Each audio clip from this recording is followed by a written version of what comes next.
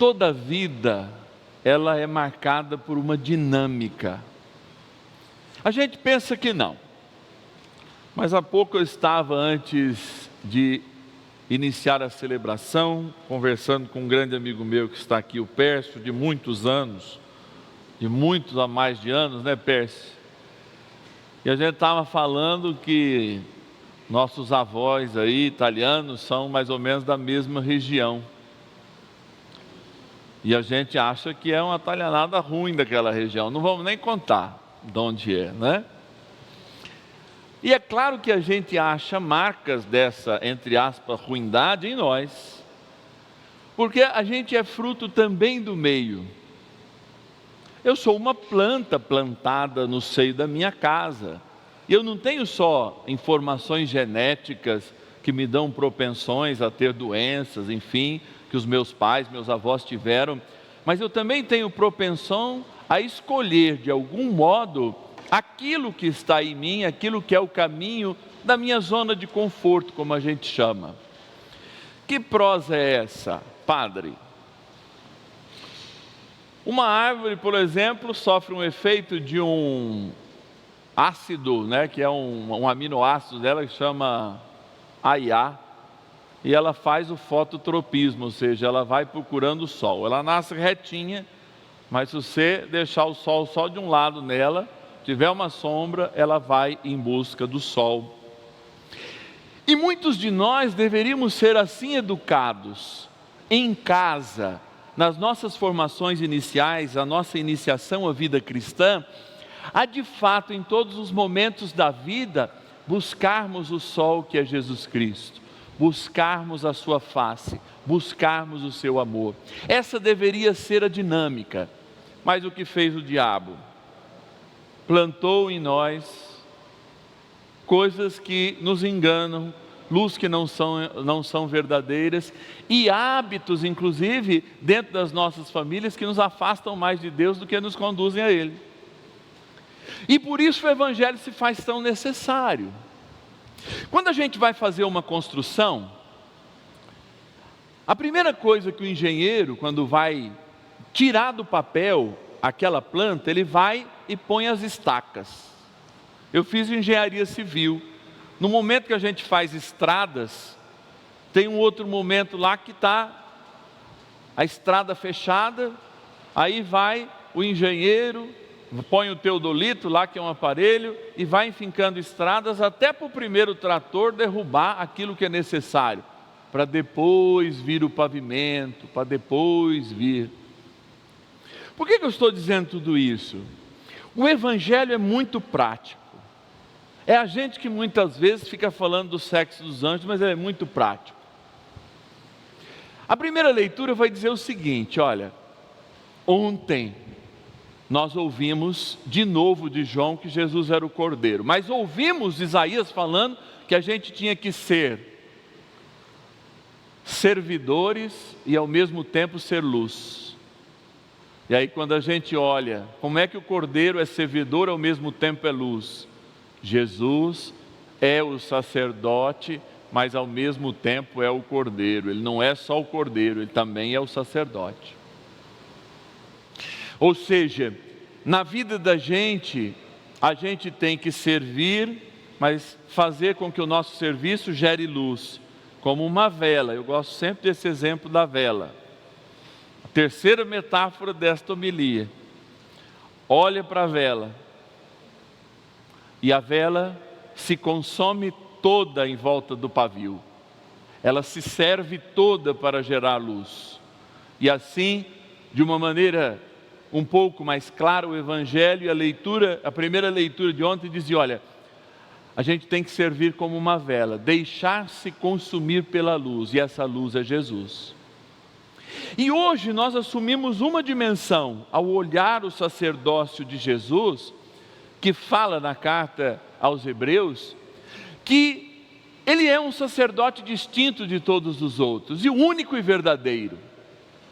Porque se os outros faziam a sua oferta por si e pelos outros, Jesus só faz essa oferta pelos outros. E nós cristãos queremos justiça, hein? A gente é justiceiro. A gente quer assim, bandido bom é bandido morto. Olho por olho, dente por dente. E quando a gente que é cristão, ou se diz isso, nós esquecemos do momento em que o Pai aceitou o sacrifício do seu Filho, que não morreu por si mesmo, mas em expiação dos nossos pecados, para perdoar todos os que existem. Nada contra a justiça do mundo, mas ela se aplica da porta para fora. Senão, muitos de nós aqui já deveríamos ter, ou se não, deveríamos estar presos ou pagando aquilo que ninguém sabe e os pecados que já foram perdoados. O judeu ouvir isso era muito complicado. Porque primeiro ele teria que aceitar que alguém morreu por ele. Que alguém absolutamente inocente pagou os seus pecados. E toda aquela justiça que muitas vezes a gente vê muito clara numa literatura que está aqui, do fim, aquela literatura vingativa, ou lendo o Antigo Testamento, ou o Primeiro Testamento, como a gente fala, de um Deus, você pisou no meu calo, pisou no calo de Israel, eu vou lá e rebento essa nação.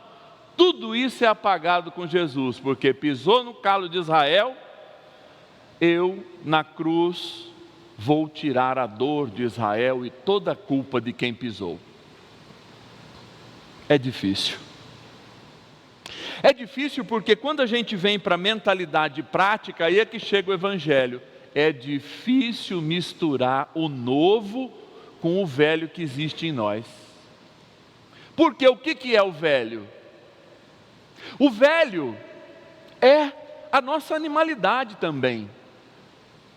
Porque mesmo o padre, ou qualquer padre do mundo, mais santo do mundo, levou um soco, o que a gente faz? Você fica pensando, ai que soco dolorido. Não, você está na rua, alguém vem te roubar, você dá um soco. Alguém vem te dar um soco, o que você faz? No mínimo se protege. Eu não, eu vou dar soco também. Por quê?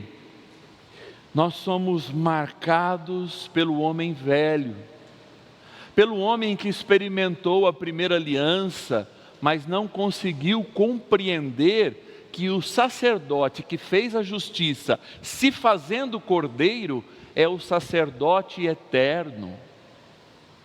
E como eu já disse inúmeras vezes aqui, também não canso em repetir, não foi a cruz que o Senhor pediu para repetir todos os dias, e de modo especial nos domingos. Foi a refeição que Ele fez no dia anterior. Então até nisso, vocês percebem que Deus fez o melhor e nos mima.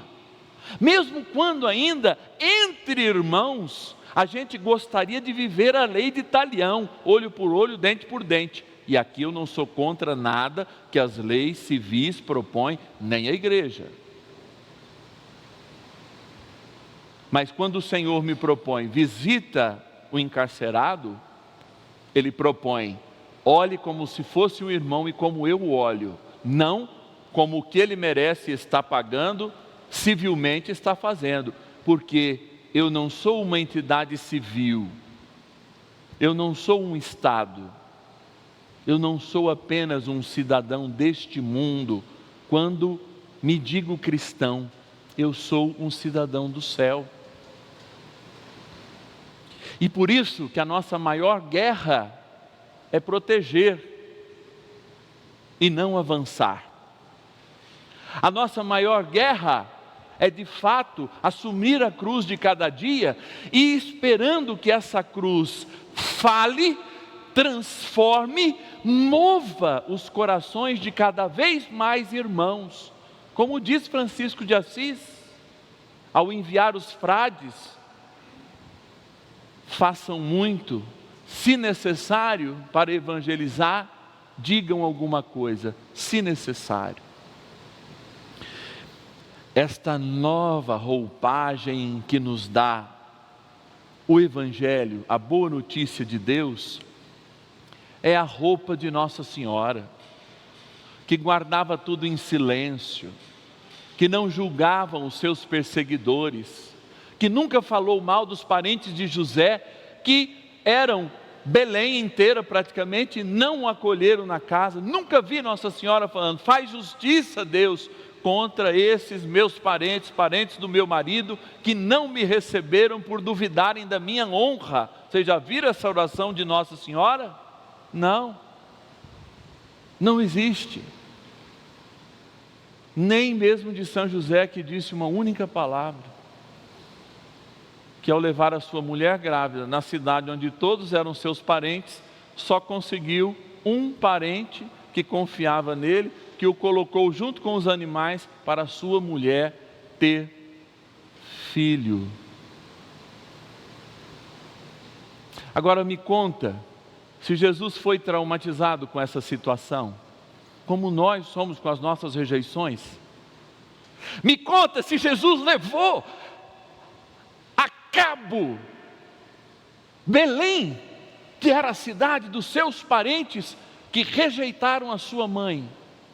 Não combina esse ódio, essa amargura, esse fel que nós estamos vivendo, especialmente no campo político nos últimos dias, e não combina com sermos cristãos também não lutar por aquilo que a gente não acredita, mas não com o fel na veia e nem na boca, mas com o joelho no chão. E sobretudo, quando nós, com a disposição do nosso coração, não queremos que o velho prevaleça. E nenhum tipo de violência, desde a concepção até a morte natural, é autorizada, nem cortar a orelha. Porque muitas vezes eu escuto cristão falando: tinha que ser igual lá no Oriente, corta um dedo se roubou. E aí a gente esquece que um povo já condenado praticamente, já sendo pego, Jesus cola até a orelha e fala: Pedro, não é assim que nós vamos ganhar essa guerra.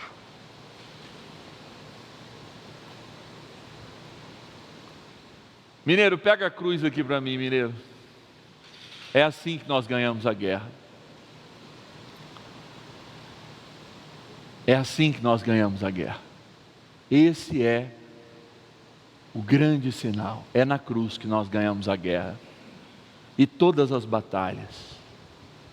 Porque na cruz nós somos mais, mas muito mais que vencedores. A cruz não é nada remendado do passado. É o Cordeiro novo imolado, que é o próprio Deus, que ao abençoar este altar com a sua presença de novo, faz de nós seus. Então, se você quer ser mais do novo, se você quer essas coisas novas que vêm de Deus, mira a cruz, porque a cruz é o único sinal visível de que depois de 3 dias, a vitória, a maior delas, sobre a morte, foi vencida. O resto, nenhum outro sinal existe. Mas a cruz é o sinal. Então, onde há cruz, e onde o caminho do cristão é moldar-se, é buscar a luz, onde o caminho da nossa afetividade, das nossas heranças, das nossas escolhas, inclusive familiares, é pautada por um signo, um sinal, que é a cruz, a vitória, se não acontece na sexta santa, acontece no domingo pascal. As pedras rolam e a luz de Deus brilha, brilha e brilha para a eternidade, e nos ilumina neste caminho. Então, que nós sejamos luz, que conhecendo cada um de nós sempre melhor, a gente possa mergulhar dentro de si mesmo, para tendo o caminho da cruz, também descobrir o caminho da ressurreição. Louvado seja nosso Senhor Jesus Cristo. Sempre seja louvado. Este programa tem o apoio dos nossos benfeitores. Seja você também um benfeitor, evangelizando conosco. Ligue 0 Operadora 11 4200 8080.